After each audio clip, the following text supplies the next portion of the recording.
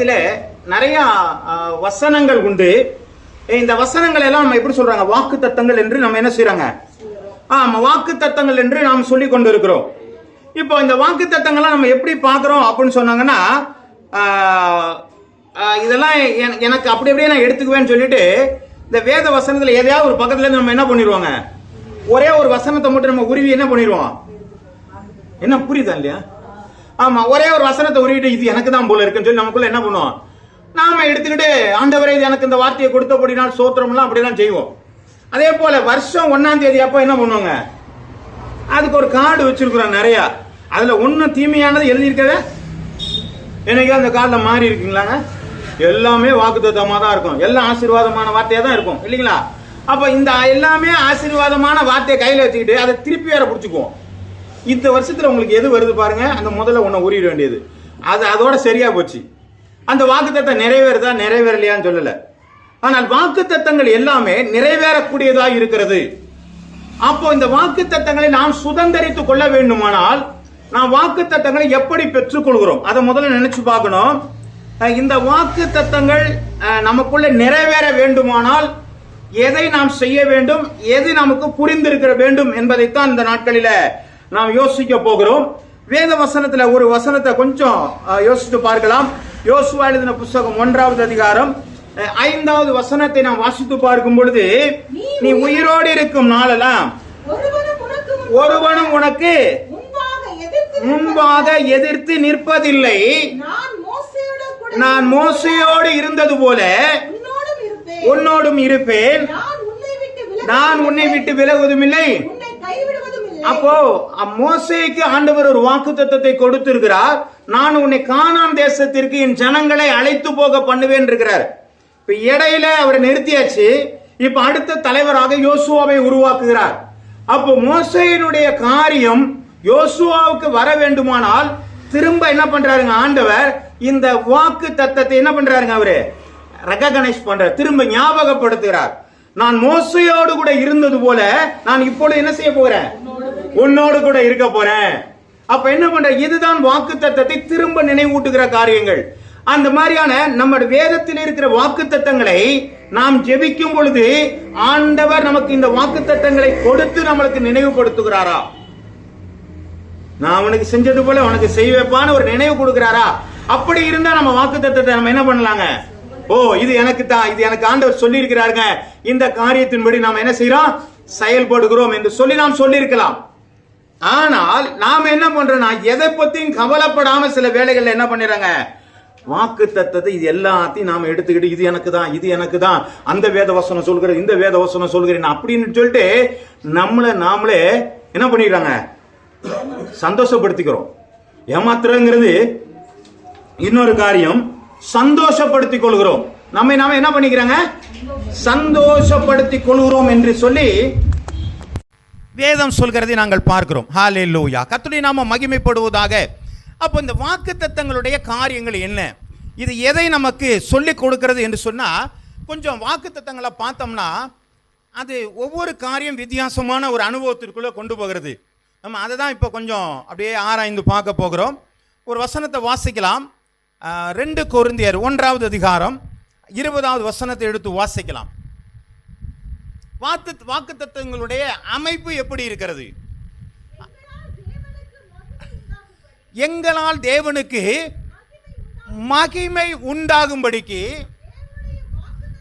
தேவனுடைய வாக்குத்தத்தங்கள் எல்லாம் இயேசு கிறிஸ்துவுக்குள் ஆம் என்றும் அவருக்குள் ஆமென் என்றும் இருக்கிறது. இந்த வசனம் கொஞ்சம் எனக்கு நெருடலா இருந்தது.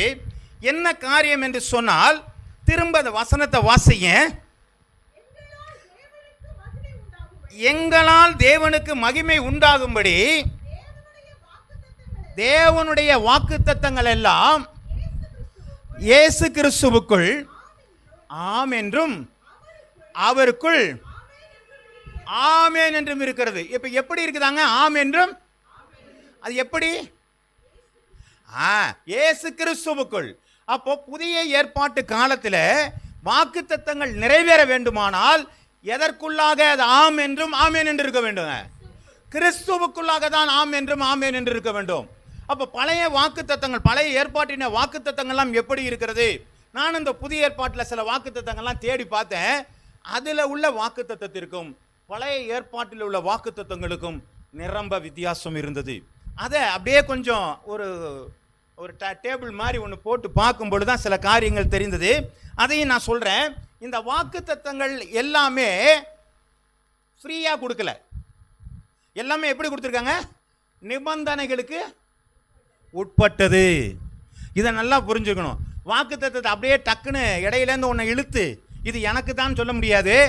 அதுக்கு என்ன பண்ணியிருக்காங்க? நிபந்தனைகளுக்கு உட்பட்டதாக இருக்கிறது வாக்குத்தத்தங்கள். இதையும் நாம் புரிந்திருக்க வேண்டும். அப்போ வாசிக்கலாம். 2 கொரிந்தியர் 1வது அதிகாரம் வாசிச்சிட்டீங்க இல்லையா?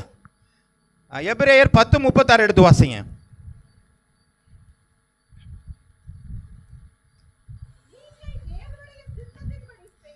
நீங்கள் தேவனுடைய சித்தத்தின்படி செய்து வாக்குத்தத்தம் பண்ணத்தை பெரும்படிக்கு பொறுமை உங்களுக்கு வேண்டியதாக இருக்கிறது. அப்போ இதில் என்ன சொல்லப்பட்டிருக்குன்னா, நீங்கள் தேவனுடைய சித்தத்தின்படி செய்து. அப்போ இங்க என்ன இருக்குங்க? வாக்குத்தத்தம் எப்படி பெற்றுக்கணுமாங்க? சித்தத்தின்படி செய்து வாக்குத்தத்தம் பண்ணப்பட்டதை பெரும்படிக்கு பொறுமை உங்களிடத்தில் என்ன செய்யணுங்க? ஆமா. அப்ப என்ன தேவையா இருக்கிறது? சித்தத்தின்படி செய்கிற ஒரு அனுபவம் இருக்கும். அப்ப நம்ம வாக்குத்தத்தத்தை என்ன பண்ணக்கூடாதுங்க? நேரடியாக நாம் எடுத்துக்கொள்ள முடியாது என்கிறது இந்த வேத வசனம் சொல்லிக் கொண்டிருக்கிறது. 1 ராஜாக்கள் எழுதின புஸ்தகம் 8வது அதிகாரம் 24வது வசனம். 1 ராஜாக்கள் 8:24. தேவரீர் என் தகப்பனாகிய தாவீது என்னும் உம்முடைய தாசனுக்கு செய்த வாக்குத்தத்தத்தை காத்தருளினீர், அதை உம்முடைய வாக்கினால் சொன்னீர், இந்நாள் இருக்கிறபடி உம்முடைய கரத்தினால் அதை நிறைவேற்றினீர். அப்போ ஆண்டவர் சொல்லுகிறார், அதையே அவர் என்ன செய்கிறாருங்க? செய்து முடிக்கிறார். செய்கிறார் அல்ல, செய்து முடிக்கிறார். அதுதான் உண்மையான காரியம். உங்களுக்கு ஒரு வாக்குத்தத்தத்தை ஆண்டவர் கொடுப்பாரே, ஆனால் அந்த வாக்குத்தத்தத்தை கொடுக்கிறது மாத்திரமல்ல, உங்களோடு கூட இருந்து அதை செய்து முடிக்கிறவராகவும் இருக்கிறார். ஹல்லேலூயா, ஹல்லேலூயா. கர்த்தருடைய நாமம் மகிமைப்படுவதாக. இப்போ இந்த அடிப்படையில் நாம இந்த வாக்குத்தத்தங்கள்லாம் கொஞ்சம் பிரிக்கும் பொழுது பார்த்தோம்னா ஒரு 5 வகையான அடிப்படையான வாக்குத்தத்தங்களை நாம் பிரிக்க முடியும். அது என்ன 5 வகையான வாக்குத்தத்தங்கள்? என்ன ஒன்று இன்சிடென்ட், அதாவது இன்சிடென்ட்ல அப்படிதான் சொல்லுவாங்க, உடனடியாக இன்சிடென்ட், உடனடியாக அப்படியே உடனே நமக்கு கிடைக்கக்கூடிய சில வாக்குத்தத்தங்கள் இருக்கு. உடனே நமக்கு என்னன்னு சொல்லுவாரோ அது சொல்லி கொடுக்கிறார். அப்படியான வாக்குத்தத்தங்கள் உண்டு. 2வது தேவ சித்தத்தின் வாக்குத்தத்தங்கள். அது என்னன்னு சொன்னா நிறைவேறக்கூடிய, அது எப்போ நிறைவேறும் தெரியாது. தேவன் எப்போ நினைக்கிறாரோ அப்போ அந்த சித்தத்தின்படியாக வாக்குத்தத்தங்கள் நடக்கிறது. அது மாத்திரமல்ல, சிலது நிபந்தனைகளுக்கு உட்பட்டதான வாக்குத்தத்தமாக இருக்கிறது. 4வது காரியம் தனி நபருக்கு தேவன் கொடுத்த வாக்குத்தத்தங்களாக இருக்கிறது. 5வது காரியம் பொதுவான வாக்குத்தத்தங்களாக இருக்கிறது. கர்த்தருடைய நாமம் மகிமைப்படுவதாக. ஹல்லேலூயா, ஹல்லேலூயா. கர்த்தருடைய நாமம் மகிமைப்படுவா. திரும்ப ஒரு வாட்டி அதை ரிப்பீட் பண்ணுவோமா? உடனடியான வாக்குத்தத்தங்கள், தேவ சித்தத்தின்படியான வாக்குத்தத்தங்கள், நிபந்தனைகளுக்கு உட்பட்டதான வாக்குத்தத்தங்கள், தனி நபர்களுக்கான வாக்குத்தத்தங்கள். Very good. கர்த்தர் உங்களை ஆசீர்வதிப்பாராக. எழுதுகிறவர்கள் பாக்கியவான்கள். ஆமென். சரி, நீங்க ரிப்பீட் பண்ண போறீங்க, அதனால வச்சிருக்கீங்க. சரி, சோத்திரம் உண்டாவதாக. இப்போ இந்த 5 வகையான வாக்குத்தத்தங்கள் இதனுடைய அடிப்படையெல்லாம் நிறைய இருக்குது. ஆனால் இந்த 5க்குள்ளாக அந்த வாக்குத்தத்தங்களை என்னால் கொண்டு வர முடிந்தது. அதனால இந்த 5 வகையாய் நான் பிரித்து இருக்கிறேன். சரி, இப்போ இந்த 5 வகையை நாம் கொஞ்சம் கொஞ்சமாக நாம் ஆராய்ந்து பார்க்க வேண்டுமானால், முதலாவதாக பார்க்கும் பொழுது உடனே ஏற்படக்கூடிய காரியங்களுக்கு தேவன் சில வாக்குத்தத்தம் கொடுத்தார். இதுதான்பா உடனே செய்ப்பா அப்படின்னு சொல்லி சில வாக்குத்தத்தங்களை கொடுக்குறார். தேவன்கிட்ட வருகிறதெல்லாம் என்ன இருக்குங்க? நமக்கு வாக்குத்தத்தம் தான் இல்லைங்களா? அப்படித்தானே? ஆமா, சொல்றது பூரா வாக்குத்தத்தம் தான். அவர் என்ன சொல்றாரு அதெல்லாம் எப்படி இருக்குங்க? ஆமா, நமக்கு வாக்குத்தத்தங்கள் தான். அப்போ இந்த உடனடியான வாக்குத்தத்தங்கள் என்னன்னு பார்த்தா, நியாயாதிபதிகள் 6வது அதிகாரம் 14வது வசனத்தில், அப்பொழுது கர்த்தர் அவனை நோக்கி பார்த்து, உனக்கு இருக்கிற இந்த பலத்தோடு போ, நீ இஸ்ரவேலை மீதியானவரின் கைக்கு நீங்களாக்கி ரட்சிப்பாய், உன்னை அனுப்புகிறவர் நான் அல்லவோ. அப்போ உடனடியான அங்கே ஒரு தேவை இருக்கிறது. மீதியானவர்களை முறியடித்து இஸ்ரவேலை ரட்சிக்க வேண்டும் என்கிற உடனடியான ஒரு தேவை.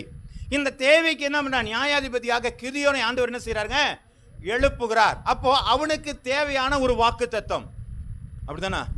உனக்கு எப்ப நிறைவேற போகுது அப்படி வந்து சொல்லி எல்லாம் முன்னாடி அவங்க அப்பாவுக்கெல்லாம் சொல்லல, அவன்கிட்ட நேரடியாக கூப்பிட்டு என்ன சொல்றாரு, ஒரு வார்த்தையை பேசுற. வாசிங்க. இப்ப அப்பொழுது அவனை நோக்கி போர்த்து உனக்கு இருக்கிற இந்த பலத்தோடு கூட போ. அப்ப போ என்கிற வாக்கு தத்தம் யாருக்கு கொடுக்கப்பட்டதுங்க? இதை நாம எடுக்க முடியுமாங்க? இதுதான் உடனே அவனுக்காக கொடுக்கப்பட்டது. அவன் என்ன செய்யறான், நீ போப்பா, நீ மீதியானவரை முறியடிக்கணும், இஸ்ரவேலரை என்ன பண்ணுனீங்க, ரட்சிக்க வேண்டும் என்பதற்காகவே கிதியோனை எழுப்பி அவனுக்காக பேசின வார்த்தை. அல்லேலூயா. அது அப்பொழுது தேவைக்கான ஒரு வார்த்தை. இரண்டாவது ஒரு காரியத்தை வாசிக்கலாம். யாத்ராம புஸ்தகம் 14வது அதிகாரம் 15 - 16. அப்பொழுது கர்த்தர் மோசேயை நோக்கி, நீ என்னிடத்தில் முறையிடுகிறது என்ன? புறப்பட்டு போங்கள் என்று இஸ்ரவேல் புத்திரருக்கு சொல்லு. நீ உன் கோலை ஓங்கி உன் கையை சமுத்திரத்தின் மேல் நீட்டி சமுத்திரத்தின் என்ன செய்விடு, பிளந்து விடு. ஆண்டவர் ஒரு வாக்கு தத்தத்தை கொடுக்கிறாரே, எப்பா நீ பிளந்து விடு. இஸ்ரவேல் ஜனங்கள் அந்த பக்கம் போக முடியல, இந்த பக்கம் வர முடியல, இந்த பக்கம் சமுத்திரம் இருக்குது, இந்த பக்கம் யார் இருக்கிறாங்க, பார்வோனுடைய சேனைகள் இருக்கிறது. என் ஜனங்கள் போக முடியாமல் தவிக்கிறார்கள். நீ ஏன் என்னட்ட வந்து கேட்டுட்டு இருக்கிற? உன் கையில் இருக்க கோலை எடுத்து சமுத்திரத்தை, இது வாக்கு தத்தம் தானே? அப்ப அவன்கிட்ட சொல்றாரு, ஜெபம் பண்றான் போய், ஆண்டவரே நான் என்ன செய்ய, பிளந்து விடு. இப்ப இதெல்லாம் என்னன்னு கேட்டீங்கன்னா, ஒரு வார்த்தை தானே வாக்கு தத்தம்னா, ஒரு பாரா இருக்கணும். நம்ம எல்லாம் என்ன செய்ய வேண்டியதில்ல, அப்படியெல்லாம் நினைக்க வேண்டியதில்லை. ஒரு சிங்கிள் வேர்டு, நீ போ, நீ பிளந்து விடு அப்படின்னு என்ன சொல்றாங்க. இதெல்லாம் நமக்கு கொடுக்குற வாக்கு தத்தங்கள். அப்போ தேவன் அந்த தனிப்பட்ட நபருக்கு சில வேளைகளை உடனடியான சில தேவைகள் இருக்கும் பொழுது அதை ஆண்டவர் சொல்லுகிறார். அதுதான் இந்த உடனடியான வார்த்தைகள். அப்போஸ்தலர் எழுதின புஸ்தகம் 1வது அதிகாரம் 5வது வசனத்திலே, ஆகையால் நீங்கள் எருசலேமை விட்டு போகாமல் என்னிடத்தில் கேள்விப்பட்ட பிதாவினுடைய வாக்குத்தத்தம் நிறைவேற காத்திருங்கள். ஹல்லேலூயா.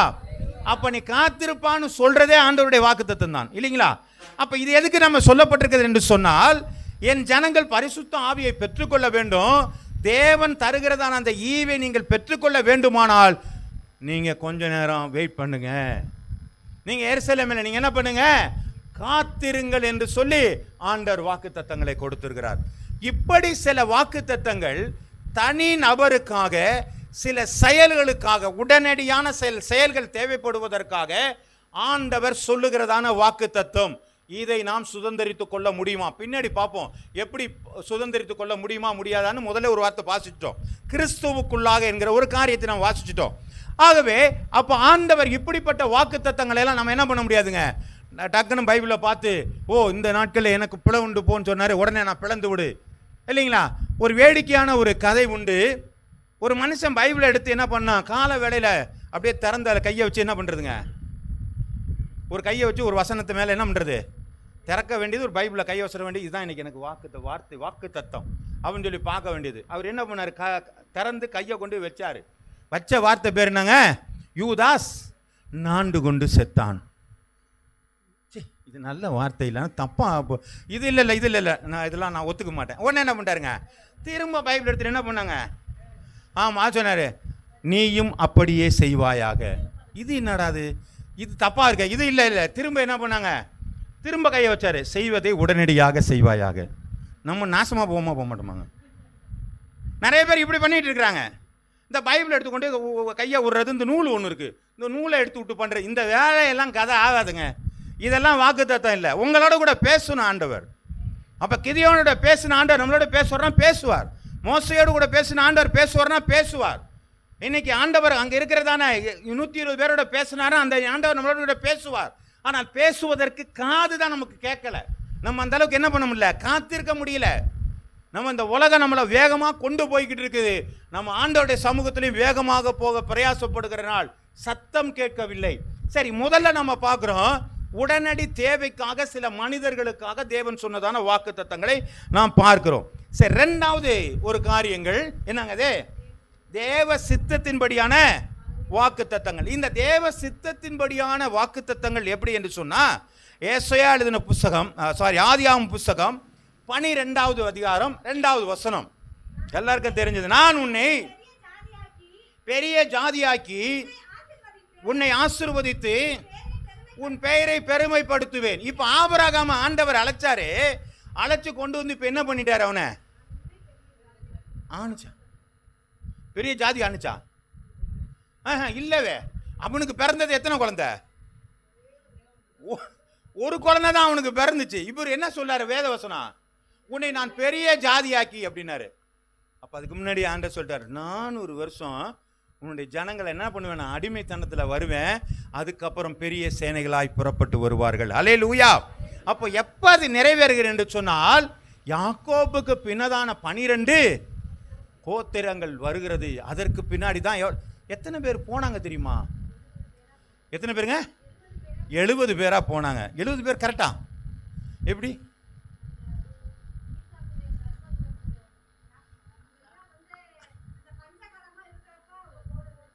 சரி, எத்தனை பேர் கரெக்டா? 70 பேர். வெரி குட், அதுதான் சரியானது. 70 பேர். ஆனால் 4 பேர் அங்கே ஏற்கனவே என்ன செய்யறாங்க? இருக்கிறாங்க. கரெக்ட். அப்ப 70 பேர் என்ன செய்யறாங்க? ஆண்டவர் கொண்டு போய் ஒரு பெரிய சந்ததியை ஆண்டவர் என்ன செய்யறாங்க? கிட்டத்தட்ட 20 லட்சம் பேருக்கு மேலாக ஒரு பெரிய சந்ததியை உருவாக்கினார். அப்போ தேவன் சொன்ன ஆபிரகாமுக்கு சொன்ன வாக்கு தத்துவம் தேவன் எப்போ நினைக்கிறாரோ அப்பொழுதுதான் அது நிறைவேறுகிறது. எப்போ ஆண்டவருடைய சித்தம் வைத்திருக்கிறாரோ அப்பொழுதுதான் அது நிறைவேறுகிறது. ஒழிய நாம் நினைத்த மாத்திரத்திலே அது உருவாகிறது இல்லை. ஆமென். அது மாத்திரம் இல்லைங்க, ஏசாயா எழுதின புத்தகம் 7வது அதிகாரம் 14வது வசனத்தை கூட நான் வாசிக்கலாம். ஆதலால் ஆண்டவர் தாமே உங்களுக்கு ஒரு அடையாளத்தை கொடுப்பார். இதோ ஒரு கன்னிகை கர்ப்பவதியாகி ஒரு குமாரனை பெறுவாள், அவருக்கு இம்மானுவேல் என்று பெயரிடுவாயாக. 700 வருஷத்துக்கு முன்னாடி ஏசாயாவுக்கு என்ன சொன்னாருங்க? ஒரு வாக்குத்தத்தத்தை கொடுத்திருக்கிறாரு. அப்ப இந்த வாக்குத்தத்தம் என்ன வாக்குத்தத்தம்? ஏசாயாவுக்கு சொன்ன, யாருக்கு சொன்னாருன்னே தெரியல. என்னடா கன்னி கர்ப்பவதியாய் அது இதுன்னு சொல்றாருன்னா 700 வருஷம் வரணும், ஒண்ணுமே தெரியலையே, இது எப்ப நான் நடக்க போகுது என்று சொன்னால் ஒரு நாள் நிறைவேறியது. அப்படி என்ன சொன்னாங்க? ஒரு கன்னி கர்ப்பவதியாகி ஒரு குமாரனை பெற்றால் அவருக்கு இம்மானுவேல் என்று பெயரிட்டார்கள், இயேசு என்று அவர்களுக்கு பெயரிட்டார்கள் என்று சொல்லி வேதத்தில் பார்க்கிறோம். ஏன் இவ்வளவு காலதாமனது? வேதத்தில் சொல்ற ஏற்ற காலத்தில் என்று சொல்லி வேதம் சொல்லப்படுகிறதை பார்க்கிறோம். அந்த ஏற்ற காலம் அது ஒரு பெரிய ஒரு சிலபஸ் இல்லைங்களா? ஏன் இயேசுநாதர் அப்பையிலேருந்து விட்டுட்டு ஏன் அந்த புதிய ஏற்பாட்டில் அந்த டைமில் ஏன் பிறந்தாருங்கிறதுக்கு கால சூழ்நிலைகள் அது மாதிரியான ஒரு நிறையா சப்ஜெக்ட் இருக்குது. ஏன் முன்னாடியே பிறந்திருக்க கூடாதான? பிறக்க முடியாது, அதற்கான சூழ்நிலையிலே காலங்கள் இல்லை. ஆகவே 700 வருஷத்துக்கு அப்புறம் தான் அது பிறந்தாரு. ஆகவே ஆண்டவர் சொன்ன, ஏசாயா சொன்ன வாக்கு தத்தம், ஆண்டவர் ஏசாயா மூலமாய் சொல்லப்பட்ட வாக்கு தத்தங்கள் பல 700 வருடங்களுக்கு அப்பொழுது மாதிரிதான் என்ன செய்துங்க? நிறைவேறுகிறது. ஏன்? அது தேவன் வைத்திருக்கிற அனாதி தீர்மானம். அல்லேலூயா. இதையும் நம்ம என்ன பண்ண முடியாது, இழுத்து எடுத்துக்க முடியாது. ஏசாயாவில் நிறைய என்ன பண்ணிருக்காங்க, வாக்கு தத்தம்லாம் இருக்கு. அது நிறைய வாக்கு தத்தம் நம்ம ரொம்ப சந்தோஷமா இருக்கா. உன்னை எடுப்பேன், கவிழ்ப்பேன், எழும்பி பிரகாசி, ஐயோ ஒளி வந்ததே, உன்னை தாங்குவேன், சுமப்பேன், நமக்கு அப்படியே சந்தோஷமா போயிடும். அதுக்கு முன்னாடி இருக்க நிபந்தனையும் பார்க்க மாட்டோம், ஒன்றும் பார்க்க மாட்டோம், நமக்கு கொடுத்தாலும் பார்க்கணும், ஒன்றும் பார்க்க மாட்டோம். இதை பார்த்துட்டு என்ன பண்ணிட்டு இருக்காங்க? நாங்கள் ரொம்ப சந்தோஷப்பட்டு கொண்டு இருக்கிறோம். 1 தெசலோனிக்கர் எழுதின புத்தகம் 4வது அதிகாரம் 16 17 வசனங்கள் வரை. ஏனெனில் கர்த்தர் தாமே ஆரவாரத்தோடும் பிரதான தூதருடைய சத்தத்தோடும் தேவ எக்காலத்தோடும் வானத்திலிருந்து இறங்கி வருவார். அப்பொழுது கிறிஸ்துவுக்குள் மரித்தவர்கள் முதலாவது எழுந்திருப்பார்கள். பின்பு உயிரோடு இருக்கிற நாமும் கர்த்தருக்கு எதிர்கொண்டு போக மேகங்கள் மேலே அவர்களோட கூட எடுத்துக்கொள்ளப்பட்டு இவ்விதமாய் எப்பொழுதும் கர்த்தரோடு கூட இருப்போம். அப்ப எதிர்கொண்டு போகிற ஒரு நாள் இருக்கிறது. இது யார் சொன்னது? தெசலோனிக்கர் புத்தகத்தில் சொல்லப்பட்டிருக்கிறது. நிறைவேறிடுச்சா? முதல் நூற்றாண்டில் எழுதின புத்தகம் அது. நிறைவேறிச்சா? இன்னும் ஒரு நிறைவேறல. 2024 வந்துருச்சு, இன்னும் நிறைவேறல. அப்ப எப்ப நிறைவேற போதே? யுத்தங்களுடைய செய்திகளை கேட்பீர்கள். ஜனத்திற்கு விரோதமாய் ஜனம் எழும்பும் இல்லைங்களா? ஜாதிகளுக்கு விரோதமாக ஜாதி எழும்புறால், கொள்ளை நோய்கள் உண்டாகும். இவைகள் எல்லாம் வேதனைக்கு ஆரம்பம். முதல்ல இப்பதான் ஆரம்பம், இன்னும் வரல. அப்ப இதுக்கு காலதாமதம் ஆகுது.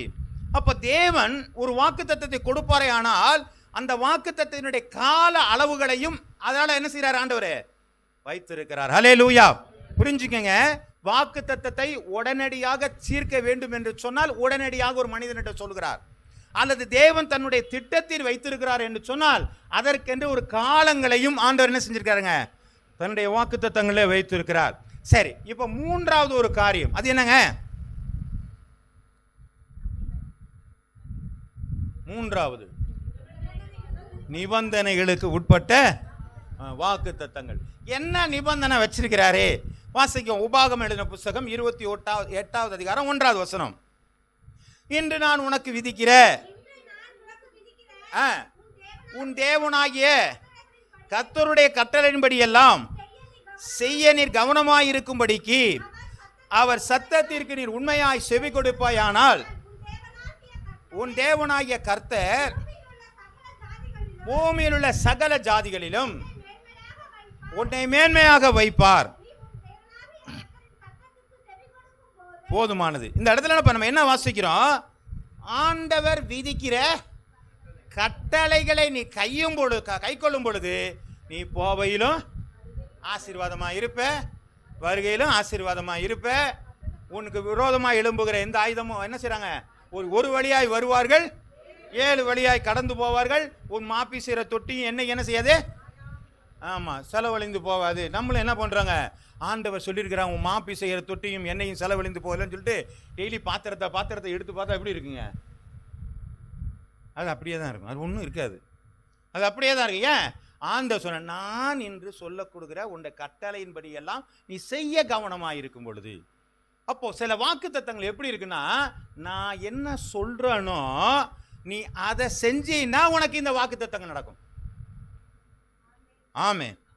அப்ப நிபந்தனைகளுக்கும் ஆண்டவர் வச்சிருக்கிறார். வாசிக்கலாம். மத்தேயு எழுதின புத்தகம் 6வது அதிகாரம் 33வது வசனம். முதலாவது தேவனுடைய ராஜ்யத்தையும் அவருடைய நீதியையும் நீங்கள் தேடுங்கள், அப்பொழுது இவைகளெல்லாம். நீங்க உட்காந்துக்கிட்டு எனக்கு சோறு கொடு, குழம்பு கொடு, காரு கொடு, வீடு கொடு, அதை கொடு, இதை கொடுன்னு கேட்டீங்கன்னா இப்ப ஆண்டவர் என்ன சொல்றாரு? நம்ம அதை தேடுறோமா? முதலாவது தேவனுடைய ராஜ்யம் எது? ரோமர் 14:17. தேவனுடைய ராஜ்யம் புசிப்பும் குடிப்பும் அல்ல, அது நீதியும் சமாதானமும் பரிசுத்த ஆவியினால் உண்டாகிற சந்தோஷமா இருக்கிறது. அப்ப இதை நாம தேடாம இதை எனக்கு தாங்கன்னு சொன்னா ஆண்டவர் பொய் சொல்றவரா இருப்பாரா, இருக்க மாட்டாரா? ஆண்டவர் சொல்றாரு, நீ இதை கொடுத்தீன்னா, நீ இதை செஞ்சினா நான் இதை கொடுப்பேன்ட்டாரு. இப்போ நீ ஆண்டவர் இதை கொடுன்னு சொன்னா கொடுப்பாரா? ஒரு கடையில் காசு கொடுத்தாதான் ஒரு பொருள் என்ன செய்வாங்க? 1 கிலோ ஒரு உளுந்து வாங்குறோம், 1 கிலோ சீனி வாங்குறோம் அப்படின்னு சொன்னா அதற்குரிய தொகையை கொடுத்தாதான் என்ன பண்ணுவாங்க? கொடுப்பாங்க. மளிகை கடையில் ஜீனி இருக்குதுன்னு சொன்னா நம்ம போய் ஜீனி இருக்குல்ல குடியான்னு கேட்டால் என்ன பண்ணுவான்? தம்பி காசு கொடுங்க தம்பினா. காசுனா இல்லையா, ஜீனி வச்சிருக்கல குடியான்னு கேட்டால் என்ன பண்ணுவாங்க? அப்படித்தான் நம்ம கேட்டுட்டு இருக்கோம். அவர் சொல்றத ஒன்றும் கேட்காம ஆண்டவரே இதை கொடுங்க அதை கொடுங்கன்னா எப்படி கொடுப்பாங்க? நான் தான் ஏற்கனவே சொல்லியிருக்கிறேன், அவைகளை எல்லாம் நிபந்தனைகளுக்கு உட்பட்டதா இருக்கிறது. அப்ப ஆண்டவர் சொல்றாரு, ஒரு எக்ரிமெண்ட் போட்டிருக்கிறாரு, நீ இதை தேடினா இதை தருவான்பா.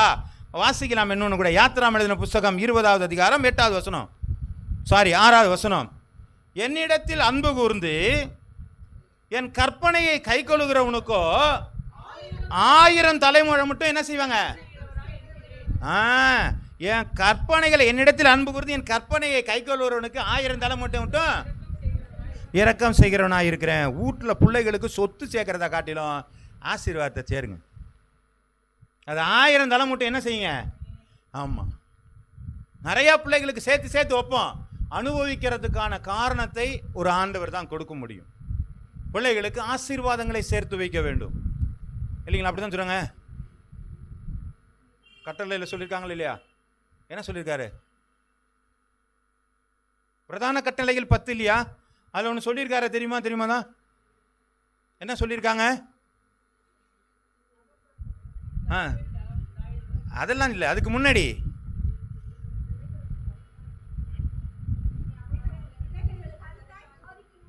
இல்லம்மா, முதல் பிரதான கட்டளையிலே சொல்லியிருக்கிற 1000 தலை மட்டும், 3ஆம் 4ஆம் தலைமுறை மட்டும் விசாரிப்பேன். ஆனா அவர்களே 1000 தலைமுறை மட்டும் தெரியுங்களா?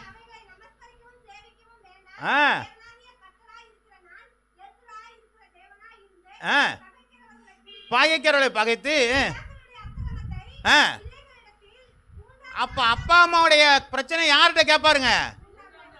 பிள்ளைகள்கிட்ட தான் கேட்பாரு. ஆசீர்வாதத்தை யார்கிட்ட தான் கொடுப்பாருங்க?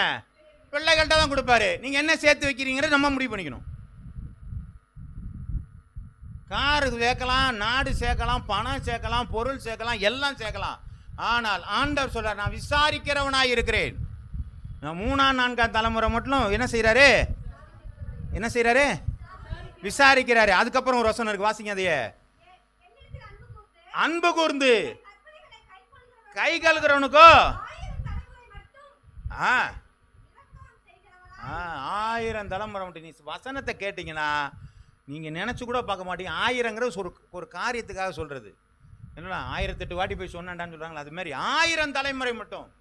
பல ஆண்டுகள் உங்களுடைய பிள்ளைகள் வாழ்க்கையில ஆசீர்வாதம் உண்டாக வேண்டுமானால் நீங்கள் வார்த்தையினுடைய கட்டளைக்கு கீழ்ப்படிந்து ஆக வேண்டும். இது ஆண்டவர் சொல்லி இருக்கிறாரு. இதுல எழுத்தும் எழுத்தினுடைய உறுப்பும் மாறாது. ஆகவே இதை விட்டுட்டு நம்ம வேற எதையாவது ஆண்டவருடைய வார்த்தையை பெற்றுக்கலாம்னு சொன்னா முடியாது. வார்த்தைகள் நிபந்தனைகளுக்கு உட்பட்ட காரியங்கள். அடுத்து 4வது தனி நபர்களுக்கான வாக்குத்தத்தங்கள். அது என்னங்க தனி நபர்களுக்கான வாக்குத்தத்தங்கள் அப்படின்னு சொன்னா, ஸ்பெஷலா ஒரு மனிதனுக்காக மட்டுமே கொடுத்துருப்பாரு. அதையும் நம்ம என்ன பண்ண முடியாதுங்க, எடுத்துக்கொள்ள முடியாது. வாசிக்கலாம். 1 4 எழுதின புஸ்தகம் 4வது அதிகாரம் 10வது வசனம். 1 நாளாகமம் 4:10. யாப்பேஸ் இஸ்ரவேலின் தேவனை நோக்கி, தேவரீர் என்னை ஆசீர்வதித்து என் எல்லையை பெரிதாக்கி உமது கரம் என்னோடு இருந்து தீங்கு என்னை துக்கப்படுத்தாதபடிக்கு அதற்கு என்னை விலக்கி காத்தருளும் என்று வேண்டிக் கொண்டான். அவன் வேண்டிக் கொண்டதை தேவன் அல்ல, அவன் என்ன வேண்டிக்கிட்டானோ அதான் கொடுத்தாரு. யாப்பேஸ் வேண்டிக் கொண்டா எனக்கு கொடுயான்னு சொன்ன புரியுதா? புரியலாங்க. என் எல்லையை பெரிதாக்கும் ஆண்டவரே, யாப்பேஸ் ஜெபம் பண்ணது போல் நான் ஜெபம் பண்றேன், யாப்பேஸ் ஜெபம் பண்ணது போல் நான் ஜெபம் பண்றேன், என் எல்லையை பெரிதாக. நான் அவனுக்கு சொன்னது பாது, நீ ஏன் போய் இப்போ என்ன பண்ற? அவனுக்கு கொடுத்தில எனக்கு கொடுன்னு சொல்லி கேட்க முடியுமாங்க? அது யாருக்கு கொடுத்தது? அது யாப்பேஸுக்கு தான் கொடுத்தது. உங்களுக்கு கொடுக்கணும்னா நீங்க தான் ட்ரை பண்ணணும். அவர் ட்ரை பண்ணி முடிச்சு வாங்கிட்டாரு. ஆமே, ஆமா. ராத்திரி முழுதும் பிரயாசப்பட்டு ஒருத்தர் என்ன பண்ணாரு? உன்னை ஆசீர்வதித்தால் ஒழிய, ஆமா, உன்னை போக விட மாட்டேன்னு சொல்லிட்டு என்ன பண்ணா ஒருத்தன் மல்லு கட்டிட்டு ஜெபம் பண்ணா. அதனால என்ன பண்ணார்? ஆண்டவரனை ஆசீர்வதித்தார். அவன் போராடி ஜெயிச்சானாங்க. அது அப்படிதானே போட்டிருக்கோம். போராடி வெற்றி பெற்றவன். ஆனால் போராடி அவனால் ஜெயிக்க முடியாது. அவன் தேவதூதன், ஆண்டவருடைய பிள்ளை. அவனை ஜெயிக்க முடியாது. ஆனால் ஆண்டவர் ஜெயிக்க வச்சார். அவனை போராடினதுனால அவனை ஜெயிக்க வச்சு என்ன சொன்னார்? நீ ஆசீர்வாதமாக இருப்பான்னு சொல்லி. ஆனால் ஆண்டவர் என்ன பண்ணார்? ஆசீர்வதித்தார். ஆகவே அது தனி நபருக்கான ஒரு காரியம்.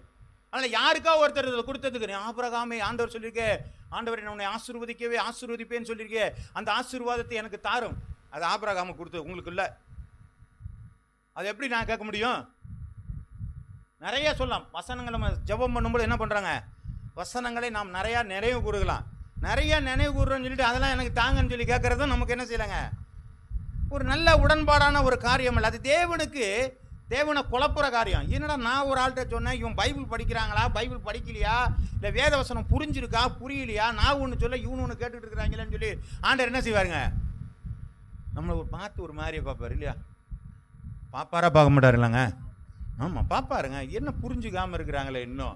ஆண்டரை சொன்னேன், என்னை தடவியாவது கண்டுபிடிக்க முடியாது, நான் சமீபமாக இருக்கிறேங்கிறாரு. நம்ம அதுவும் பண்ண மாட்டேங்கிறோம். என்ன பண்ணுறது? அப்படித்தானுங்க. சரி, சோத்திரம். வாரத்துக்கு ஒரு முறை தான் நம்ம என்ன பண்ணுறோம்? நீங்கள் ஞாயிற்றுக்கிழமை ஆண்டவர் போகணும்ல. அனுதினமும் நமக்கு உயிர் தேவை. டெய்லி சோறு சாப்பிட்றோம். இல்லைன்னா என்ன பண்ணுவாங்க? டெய்லி சாப்பிட என்ன ஆகுங்க? என்ன பண்ணுவாங்கண்ணே? செத்துருவோம். டெய்லி தேவனை தேடனாலும் என்ன பண்ணுவாங்க? செத்துருவோம். ஏன்? ஆவி செத்து போயிடும். அப்புறம் நீங்கள் உயிரோடு இருந்தது இல்லை. அதனால தான் வேத வசனம் சொல்கிற, மரித்தோர் தங்கள் மரித்தோரை அடக்கம் பண்ணட்டும். சரீர பிரகாரமாக செத்தவனை ஆவிக்குரிய பிரகாரமாக செத்தவன் என்று சொல்லப்படுகிறது. ஆகவே நான் ஆண்டவரை டெய்லி ஆண்டதுனால சொல்றார், வேதவசனம் அழகா சொல்கிறது. என்ன பண்ணாங்க, மனுஷன் அப்பத்தினாலே மாத்திரமல்ல தேவ வாயிலிருந்து புறப்படுகிற ஒவ்வொரு வார்த்தையினாலும். அப்ப டெய்லி ஆண்டவரை தேடாம நான் இருந்தேன்னு சொன்னா என் ஆத்துமா சாகும். ஆமே, சரி ஜாக்கிரதை இருப்போம், அது வேண்டாம் இப்போ. சரி, ஆதியாகமம் புஸ்தகம் 28வது வசனம் 15வது வசனம். 28:15. நான் உன்னோட இருந்து உன்னை காத்து திரும்ப வர பண்ணுவேன், நான் உனக்கு சொன்னதை செய்யும் அளவும் உன்னை கைவிடுவதும் இல்லை என்றார். இப்ப பாருங்க, யாக்கோபுக்கு சொன்ன வார்த்தை அப்படிதானே அது? ஆமா, நான் உன்னோடு கூட இருக்கிறேன்பா, நீ போற இடமெல்லாம் நான் உன்னோடு கூட இருக்கிறேன் உன்னை ஆண்டவர் சொல்லியிருக்காரு. நம்ம பிரசங்கமும் நிறைய அனுபவம் பண்ணுவாங்க, தேவன் உன்னோடு கூட இருக்கிறார் என்று சொன்னார். யாக்கோபு போகும்பொழுது அவனோட கூட இருந்தார், அவனை வாய்க்கு அவனோட கூட இருந்தார், அவனை வாய்க்கு சொன்ன ரைட்டு, ஓகே. அது எனக்கு எப்படி அப்ளிகபிள் ஆகும்? புரியுதுங்களா? எல்லாத்தையும் தூக்கி தூக்கி எனக்குன்னு என்ன செய்ய முடியாதுங்க. அது யாக்கோபு கொடுத்தது. எனக்கு வரணும்னு சொன்னா அதுல சில மாடிஃபைட் ஆகணும், அதுல சில மாற்றங்கள் வந்தால்தான் எனக்குள்ளே வருமே தவிர அது நேரடியாக எனக்கு என்ன செய்யாதுங்க, வராது, வந்து சேரவும் சேராது. அப்ப முதல்ல என்ன சொல்லப்பட்டிருக்கிறது, தனி நபர்களுக்கான. இன்னொரு கூட வசனத்தை எடுத்து வாசிக்கலாம். லூக்கா எழுதின புஸ்தகம் 1வது அதிகாரம் 35வது வசனம். தேவதூதன் அவர்களுக்கு பிரதியுத்தரமாக பரிசுத்த ஆவி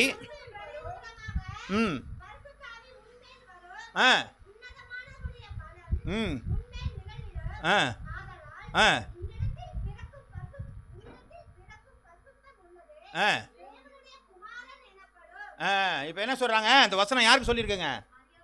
இது யாரா சொந்தம் கொண்டாட முடியுமா?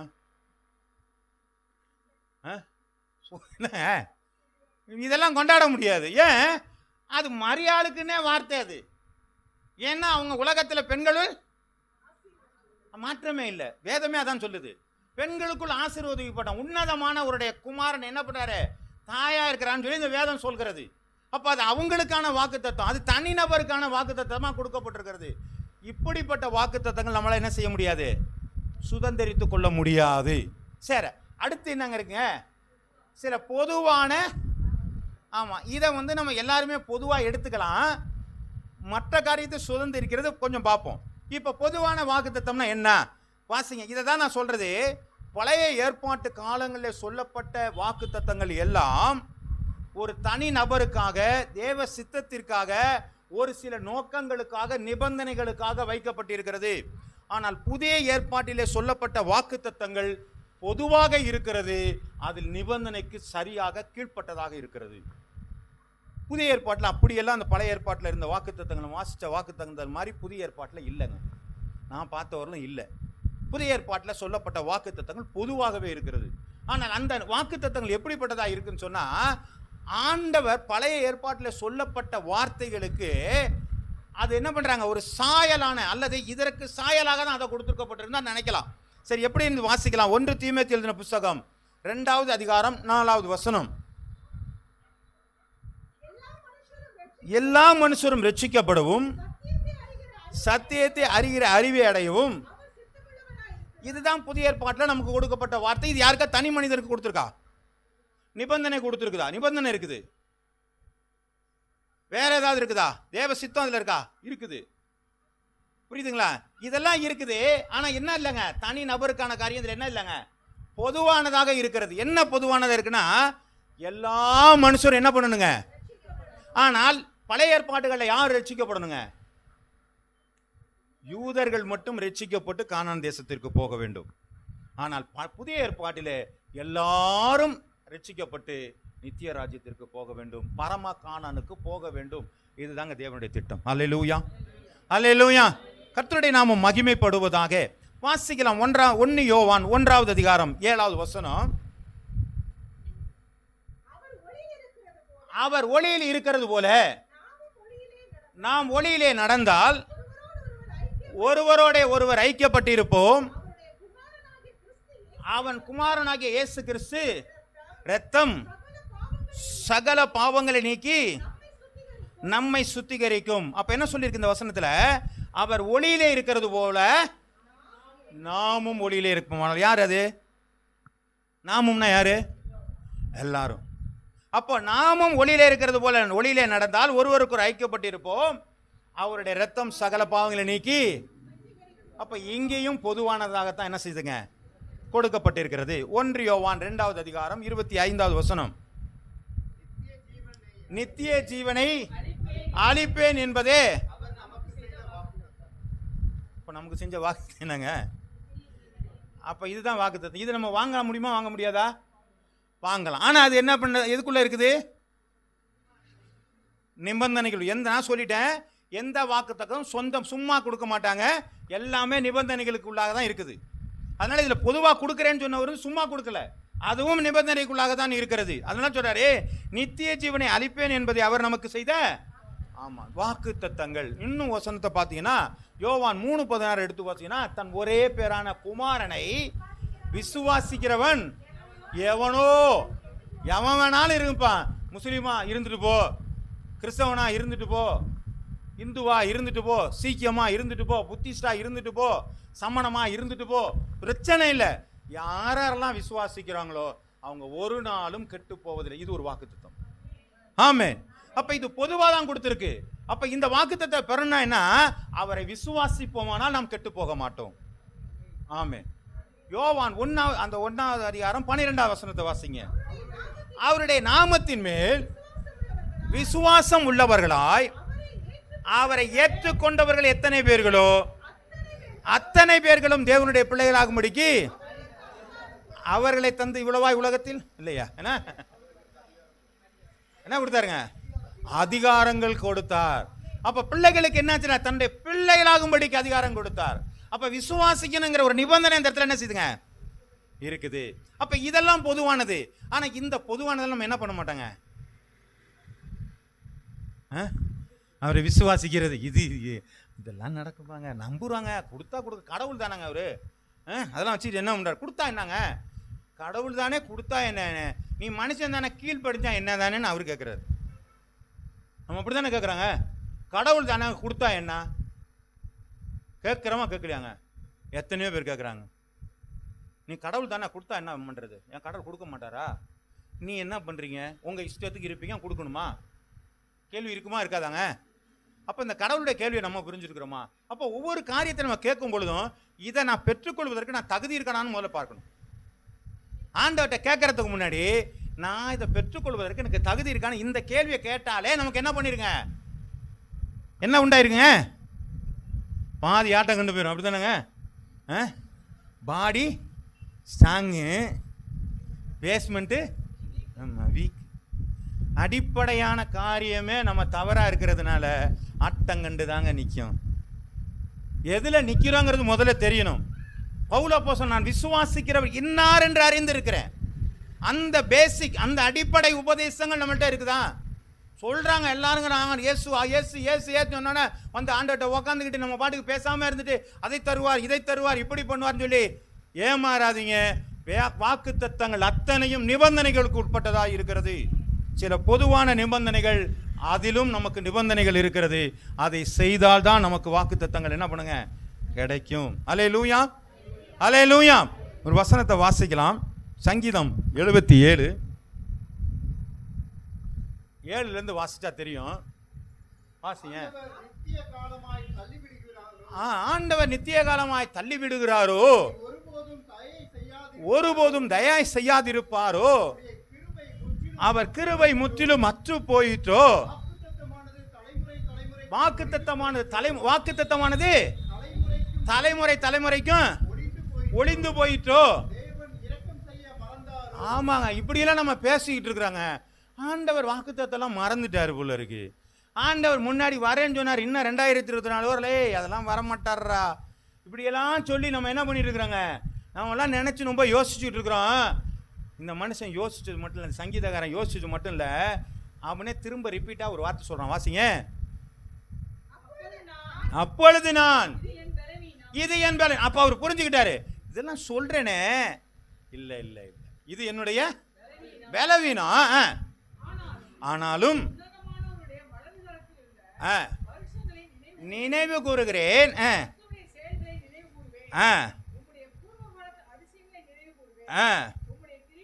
உம்முடைய கிரிகளை எல்லாம் தியானித்து உம்முடைய செயல்களை யோசிப்பேன். அப்போ இந்த செயல்களை நம்ம யோசிக்கும் பொழுதுதான் ஆண்டவர் கொடுத்த வாக்கு தத்தங்கள் எல்லாம் அதுக்கு ஏதோ ஒரு கண்டிஷன் இருக்குது. இப்ப இந்த கண்டிஷன் படியாகத்தான் வாக்கு தத்தங்கள் என்ன பண்ண முடியுங்க. ஆமா, அதை விட்டுட்டு நான் பாட்டுக்கு ஏதோ ஒரு படித்தேன் காலம்பரை எந்திரிச்சு ஒரு கண்ணை திறந்துட்டு ஒரு வசனத்தை எடுத்து பார்த்தேன், ஓ சூப்பரான வாக்கு தத்தமாக இருக்குது, அட்டையை கொடுத்தாங்க, அட்டையில் வந்த வாக்கு தத்தங்கள். தயவு செய்து இப்படியான இந்த சின்ன பிள்ளைத்தனமான காரியங்கள்லேருந்து நம்ம என்ன செய்யணுங்க, விலகணும். இதெல்லாம் என்ன சொல்கிறார் பவுல போசன் அழகாக சொல்கிறார், குழந்தையை போல இருந்தேன், குழந்தையை போல பேசினேன், குழந்தையை போல யோசித்தேன், ஆனால் புருஷனான பொழுதோ குழந்தைக்கேற்ற சிந்தைகளை ஒழித்து விட்டேன். சின்ன பிள்ளை மாதிரி நம்மளும் இன்னும் கையை திறந்து கையை வச்சுக்கிட்டு அட்டையை கொடுத்து வாங்குற இதெல்லாம் வேணாங்க. நல்லா படித்தா நம்ம நல்லா யோசித்து நம்முடைய செயல்களை பார்த்தா, அவர் செய்த செயலெல்லாம் பார்த்தாலே நமக்கே அது நல்லா புரிந்து கொள்ள முடியும். ஆமென். அதனால் வாக்கு தத்தங்கள் நமக்குத்தான் கொடுக்கப்பட்டிருக்கிறது, ஆனால் அது கண்டிஷனோடு கொடுக்கப்பட்டிருக்கிறது, நிபந்தனைகளோடு கொடுக்கப்பட்டிருக்கிறது. அது இலவசமாக ஒரு நாளும் கொடுக்கப்படவில்லை.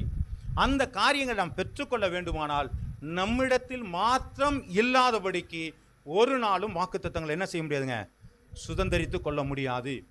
ஆதி ஆகமத்தில் வாசிக்கணும், நானே சொல்லிடுறேன். ஆபிரகாமுக்கு சொன்ன அந்த வாக்கு தத்தம் என்ன சொல்றாரு, இன்று நான் காண்பிக்கிற தேசத்திற்கு நீ போ, உன்னை பெரிய ஜாதியாக்கி உன் பெயரை பெருமைப்படுத்துவேன். அப்போ என்ன சொல்றாங்க வேதத்தில் இன்னொரு பகுதியில் புதிய ஏற்பாட்டில் என்ன சொல்லியிருக்கிறாங்க, அவர் விசுவாச மார்க்கத்தால் யாவரும் ஆபிரகாமுடைய சந்ததி என்று எண்ணப்படுவார்னு இருக்கிறாங்க.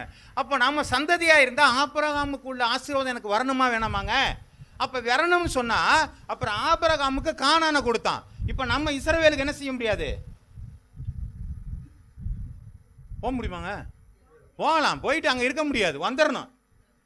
ஆனால் ஆண்டவர் என்ன சொல்லிருக்காரு, உன் கால் மிதிக்கிற தேசத்தை சொந்தமாக்குவேன், உன் சந்ததிக்கு கொடுப்பேன்னாரு. அப்போ நான்லாம் ஆபிரகாம் சந்ததி, நான் என்ன பண்ண போகிறேன், இஸ்ரவேலுக்கு போய் அங்கே என்ன பண்ண போகிறேன்? வாக்கு தத்தம் தானேங்க, வாக்கு தத்தம் தானே. அப்போ ஏன் இப்போ சுதந்திரிச்சுக்க முடியல? ஆனால் வேதம் என்ன சொல்கிறது, உனக்கு நித்திய ஜீவனை கொடுப்பேன் என்பதே அவர் நமக்கு தந்த வாக்கு தத்தம்.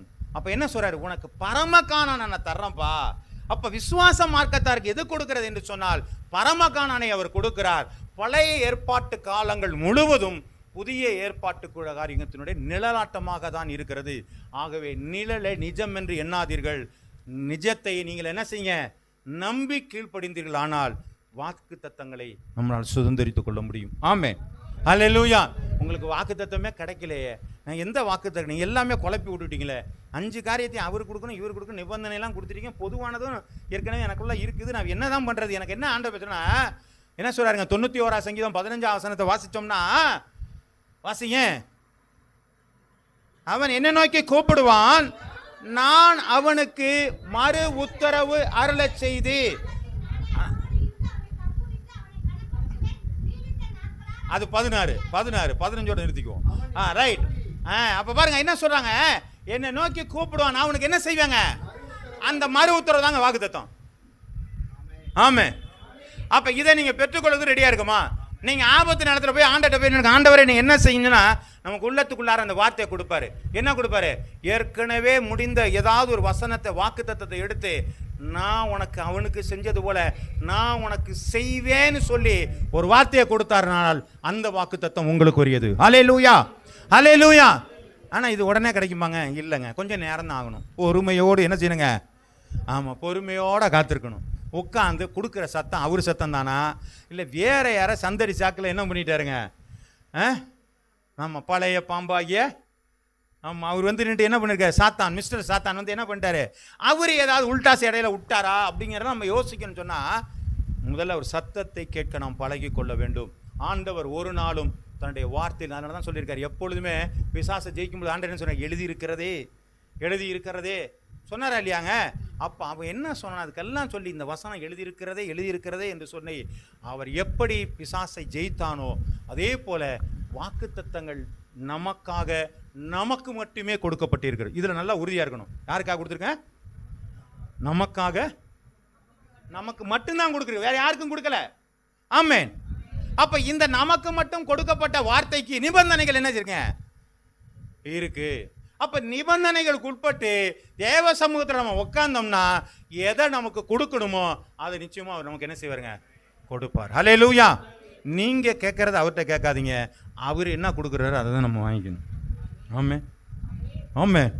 நான் ஆண்டவரே எனக்கு ஒரு 900 வருஷம் கொடுங்க ஆண்டவர், இன்னும் என்ன பண்ண வரோம்? புரியுதுங்களா இல்லையாங்க? சம்பந்தம்லாம் ஒருத்தன் மனுஷன் என்ன பண்ணாரு, வியாதியாக படுத்து கிடந்தார். அவர்கிட்ட என்ன சொன்னார், ஏய் கட்டில் விட்டு எந்திரிக்க மாட்டேன், செத்துரு வேண்டாங்க. ஒன்றா என்ன பண்ணா, சோர்புறமாய் திரும்பி ஆடுதார். என்ன வந்துச்சுங்க, 15 வருஷம் கூட்டி கொடுத்து. அதனால என்ன பலன், என்ன வந்துச்சு? இஸ்ரவேலில் சொத்து பூரா என்ன பண்ணுச்சு, எவனோ ஒருத்தன் கொள்ளை அடித்தான். அப்பயே செத்து இருந்தானா ஒன்றும் ஆயிருக்காது. இதுதான் அது. அதனால் ஆண்டவர் சொன்னது என்னவோ அது நடத்தான் போதுங்க. நாமளாக ஏதாவது பண்ணோம்னா என்ன பண்ணுங்க, அது ஏதாவது கோக்கு மாக்கா போயிடும். அதனால தான் சொல்கிறாங்க, வாக்கு தத்தங்கள் நமக்காக நமக்கு மட்டுமே கொடுக்கப்பட்டு இருக்கிறது. அதற்கு நிபந்தனைகள் உண்டு. அந்த நிபந்தனைகளை நாம் செய்யும் பொழுது கர்த்தர் நமக்கு செய்கிற காரியம் நிச்சயமாக நடக்கும். அவர் ஒரு நாளும் சொல்லியும் செய்யாதிருக்கிற தேவன் அல்ல. அல்லேலூயா, அல்லேலூயா. புரியுதுங்களா? புரியுதா? அதனால் நிறைய வாக்கு தத்தங்கள் எல்லாம் படிங்க. நிறைய வாக்கு தத்தத்துக்குன்னு புக்கு இருக்குது. அந்த புக்கெல்லாம் எடுத்து நீங்கள் படிங்க. என்னென்ன வாக்கு தத்தம் இருக்குன்னு நம்ம தெரிஞ்சுக்கூடாதுலாம் கிடையாது. ஐயோ இதெல்லாம் அவங்களுக்கு கொடுக்குறேன், எல்லாமே நமக்கு தான். ஆனால் எப்படி அதை சுதந்திரித்துக்கணும் இல்லைங்களா? ஆமே. கத்திரிக்காய் இருக்குன்னா கத்திரிக்காய் உடனே எடுத்து நம்ம என்ன முடியாது, கடையில் வாங்கிட்டாங்க, காசு கொடுத்து வாங்கிட்டோம், சாப்பிட முடியுமாங்க? ஏன்? அது சமைச்சு தானே சாப்பிட முடியும். அப்போ நாம் ஆண்டாட்டு ஒன்று வாங்கினாலும் அதையும் என்ன பண்ணணுங்க, சமைச்சு தான் நம்ம சாப்பிட முடியும். அதனால் அதை சமைக்கிற வேலை கொஞ்சம் உக்காந்து ஜெபிக்கிறது தான். அப்போ தான் நம்மளை சமைச்சு அதை நமக்கும் ஜீரணம் ஆகணும். இல்லைன்னா என்ன பண்ணுங்க, எல்லாம் ஒரு மாதிரி ஆயிரும். ஆமென். கர்த்தர் நாம் மகிமைப்படுவதாக. ஆகவே நாம் வாக்கு தத்தங்களை சுதந்திரித்துக் கொள்கிற ஜனங்களாக நீங்கள் மாறிவிடுங்கள். நிறையா படிங்க, நிறையா பைபிள் தயவு செய்து திரும்ப திரும்ப சொல்கிறேன், நீங்கள் பைபிளை ஒரு நாளும் படிக்காமல் இருந்துடாதீங்க. தொடர்ந்து படிங்க. ஒரு அருமையான